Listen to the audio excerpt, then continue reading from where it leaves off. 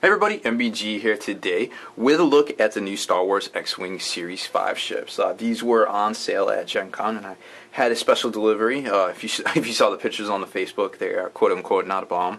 That is how they were placed on my desk. So of course I opened them suspiciously at first, and turns out they're not bombs. They are actual ships, and they're pretty good. I was really excited when I saw these. The Outrider itself has got some really cool upgrade cards, as does the Decimator if you just like to plow into things, because hey, that's actually my style of play. And apparently it ran into the World Championships in 2014, which were at Gen Con as well. So a guy got boxed out with the Imperial shuttles and actually may have lost the game because of it. So that's pretty interesting to see how a lot of geospatial awareness really comes into play in this game, and Fantasy Flight's really making it a thing with the Decimator. So that's and also there's some upgrade cards in here that allow you to do different things when on top of or adjacent to obstacles as well. So let's take a look at it. It's a really exciting release, actually. I think the retail on this guy is maybe, I want to say it's 40, and this guy's going to be 30. I'm not exactly sure. But the good news is, as opposed to some of the ships in the past, I think these are definitely an auto-include, at least to pick up one. Depending on the points on this little guy, I think you may see a lot more play out of the Outrider itself, just because of the fact that it is basically pointed like an X-Wing, but way more resilient, of course. So if we take a look at it, it's pretty well detailed, honestly. The ship itself.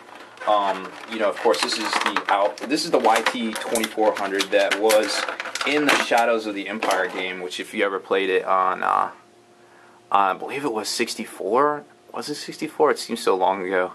Oh my goodness. But yeah, where at the end of the game you don't really know if Dash survived or not, but it's a pretty cool little ship. It's definitely detailed pretty well. Like, they definitely upgraded their paint game on this stuff, because this thing's pretty neat. And of course, you know, it's double-sided because it just does this pretty much all game, and in the video game, and as well in the game, it looks like in the game here, it definitely looks like it. So there's that. That's the actual ship. I can't wait to get this guy on the tabletop. I haven't actually played with it yet. I saw a couple games at the store. Some people went to Gen Con and were tinkering around with them, but I haven't actually seen a lot of builds or a lot of things. Of course, we knew what cards were coming out, but you know, not a lot of people have really gotten into it that much. So you've got, of course, your pilot cards here, and like I said, it's roughly. We'll take a look at this in a second. You got your boost actions and ion tokens. We don't even need to see those. We've seen those before, right? So let's zoom in on this. Get you a nice, good shot. So we got. We'll just cover that up. Let's see. Let me zoom out a little bit just to give it to you. There we go. So nice, good shot here. We got all the different variants, all the different pilot skills. Of course, Dash Rendar being towards the top there. Obviously, as far as firepower goes, very comparable to X-Wing. However, way more resilient with 5 shields and 5 hull points. It is similarly priced to an X-Wing, but a lot more upgrades are allowable. You got the heavy, you know, you got your cannon ability, got your elite pilot skill kind of thing. Then your missiles, and also your crew that you can take as well, which is pretty good. I mean, it's target lock, barrel roll focus. It doesn't look like there's a boost stock, but you can definitely get that. There's definitely ways to get boost. So there's some of the stuff as far as upgrades go. Mercenary Copilot, we're not going to get into that. We've seen that before. We got Lebo. Heavy laser cannon, we've seen that before. Countermeasures, haven't seen that before, so let's talk about that. Experimental interface. Lone Wolf is a pretty cool card, and let's do this. There we go. Outrider title. Stay on target, you know, everybody's favorite thing to say when they're playing the game, I believe. I definitely say it quite a bit myself. Let's zoom in there. So all of these are relatively good, honestly. I mean, Dash Rendar himself, literally the only drawback to that card, in my opinion, is that he's rubble only, because that's a hot card right there. And then you've got Experimental Interface, also pretty cool. I mean, maybe not the fact that you might have to take a stress token, but other than that, it's really good. Lone Wolf definitely suits some people's style of play with their bigger ship going off on its own. maybe negating the support of some of the little ships. Outrider's pretty good, and now of course too, I didn't show you the pilot, the actual cards, but here they are right here, and as you can see, you have a 360 line of fire, so that's pretty cool. But then if you give it the title ability here, you know, there's some restrictions as far as that goes, but this is something to keep in mind. The fact that it does have that kind of, you know, 360 firepower, we've seen that in the past with like the Y-Wings and even the Falcon. It definitely turns, it can definitely be a bonus. That's definitely a thing here. So then we got the stay on target, which is actually pretty good too, except for it becomes a red maneuver, but there's ways to get around that. But definitely stressing your stuff these days, you might want to be a little bit more wary of it with stuff out there that causes stress, because you get those double stresses and then you're not really in charge of your ship anymore. So I think you definitely want to be careful of that, especially when we're going to see with the Decimator here in a second, the Mara Jade card and some of the other upgrades in there that can really put a hurting on people. Lando, kind of an interesting mechanic, kind of goes along with the Han. We've seen that it's very similar to it, and I think actually probably might be part of the picture if you put them up next to each other. Lebo, robot pilot, that he is the actual pilot, as well as being available for the ship card as well. Proton rockets, very interesting. Requires a focus to get off, and then goes up based on your agility dice. So that's something we haven't seen. I can imagine on some other ships that could be way more dirtier than on the YT-2400, which only has an agility of 2. But you know, you start getting up there, and you're going to be rolling a lot of dice. I mean, you're going to get up to 3, obviously. Countermeasures is pretty cool. I mean, it's obviously situational as far as when you would use it. I think it's definitely worth taking if you expect to get focus fired on, so to speak, and you pop that off the first turn, and you might actually survive, and then they blow their rocket load or whatever on you, and you're able to pull through there. So some pretty cool upgrades. It definitely, you know, it comes with stuff that we've already seen, but it also comes with obviously stuff that's pretty dope as well. Here is the basically upgrades. You get some debris field things too. And here's the other one. So let's show you the maneuver dial, rather. So there's a maneuver dial for the YT-2400. So pretty actually really good. I mean, it's super maneuverable, way more maneuverable than an X-Wing at the 1. At 2, you're looking at also very well maneuverable. 3 as well. And it goes all the way up to 4. So, I mean, as far as agility goes, movement-wise, this ship is... Whew, I can't think of another ship that is as maneuverable as this, honestly. I obviously reserve the right to backtrack at any time, but I mean, just having those kind of options right there is pretty amazing, to tell you the truth. So there's that, and then of course you've got the different pilots as well, which we already showed those to you there. So that is all for the Outrider, or the YT-2400, whichever you want to call it. Everybody's going to call it the Outrider because we all played that video game, right? And if you haven't played Shadows of the Empire for Nintendo, I want to say it was 64. Man, I can't even remember.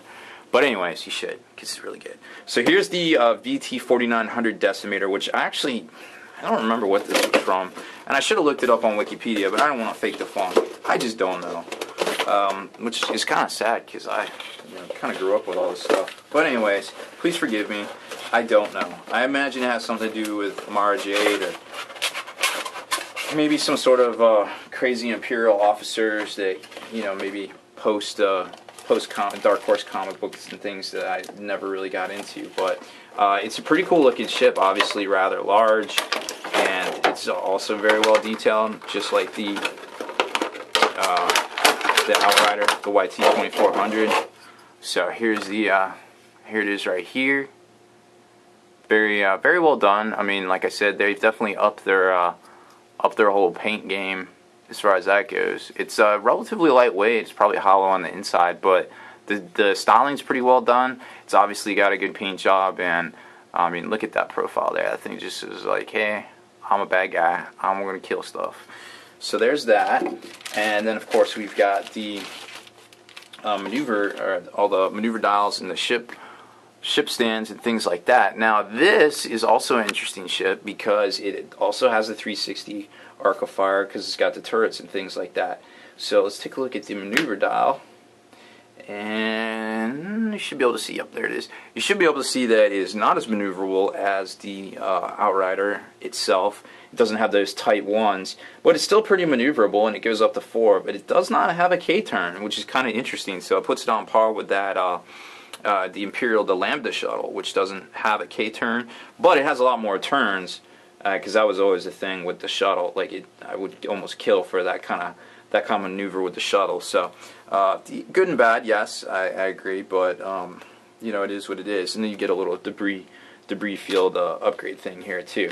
So we'll take a look at the stats here in a second, if you haven't already peeped them from the from the little Manoeuvre Dial flight stand cards there.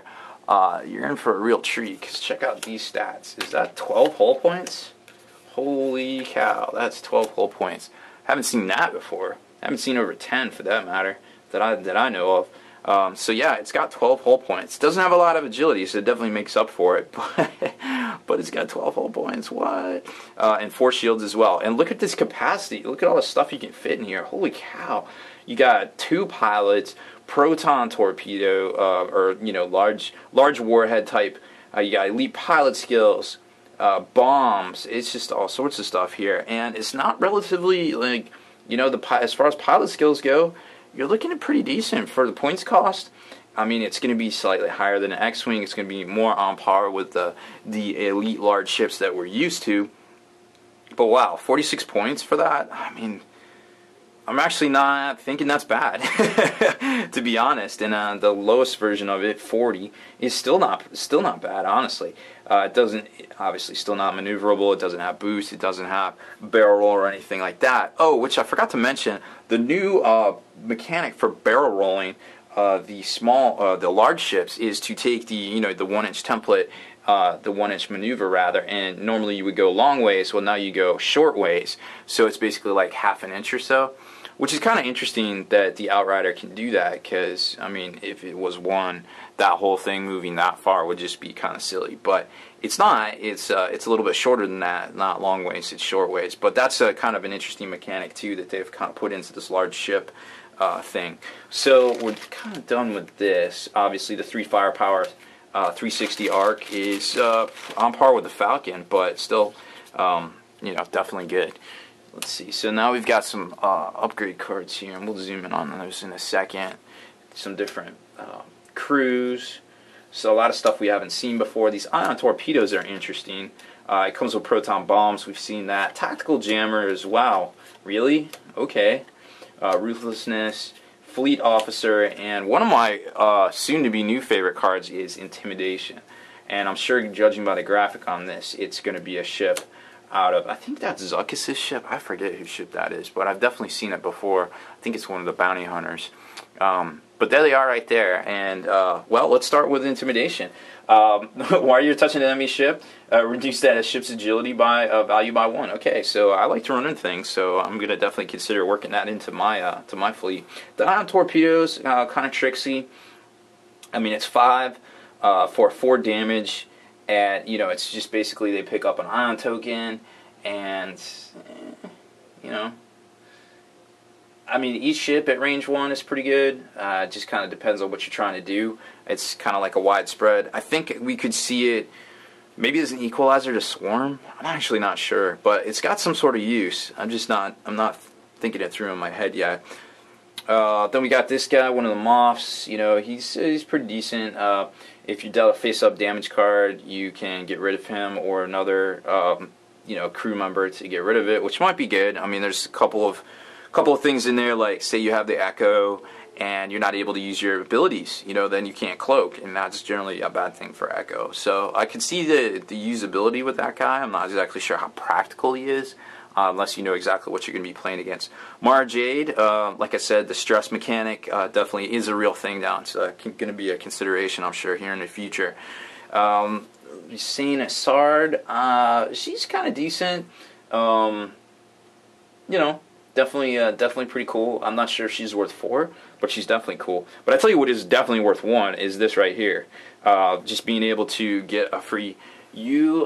Your ship can obstruct enemy attacks.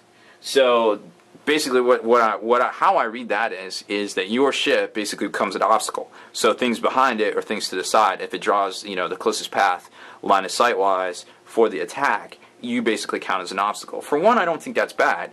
And when you've got something on a large base, I definitely think it's definitely worth it. It's like basically free 1 agility dice forever if you're good at maneuvering, which this game is kind of all about that. So definitely practice. And there's all sorts of guides out there on how to how to maneuver your fleets and things like that. The Dauntless named ship, obviously pretty good. 2 doesn't seem too bad for it. Ruthlessness as well. Another cool elite pot skill. After you perform an attack that hits, you must choose one other ship at range 1 other than yourself, and that ship suffers 1 damage. So that's it's pretty cool. It's just just brutalizing, really. The Dauntless, after you execute a maneuver that causes you to overlap another ship, you may perform 1 free action, then receive 1 stress token. So I'm kind of digging that one. You get a stress token, but boo-hoo. Maybe with the Dauntless or maybe with the Decimator class, it might be a problem, because if your enemy starts dictating your maneuvers based on giving you extra stress tokens, it'd be kind of hard to recover from, because it's such a big ship and it doesn't have a lot of agility options as far as movement goes. But I think the ability to do that action and get an extra free action just because it's so big and you can really play around with people, I think it might be, I think it might be good. We will have to see what the builds come out with, if that's a viable tactic. Because I just like running into stuff and just being a general nuisance on the tabletop. Because why not? Power sliding through space, right? So that's pretty much it for this one. I mean, it comes with a couple different versions. You get 2 of the Ruthlessness, of course, 2 tactical jammers, the proton bombs, which we've seen, and 2 ion torpedoes. So like I said, both ships are definitely worth picking up if you're an X-Wing aficionado and just looking to get those upgrade cards. It's definitely not a bad pickup as far as, I'm not going to get anything that's going to be useful to me, because I think both of them will be pretty useful for both Rebel and Imperial. So just give you a quick close up here of both ships. It's very hard to get both of these in frame, but there you go. There's your Wave 5 from Fantasy Flight Games X-Wing, coming soon to a tabletop near you.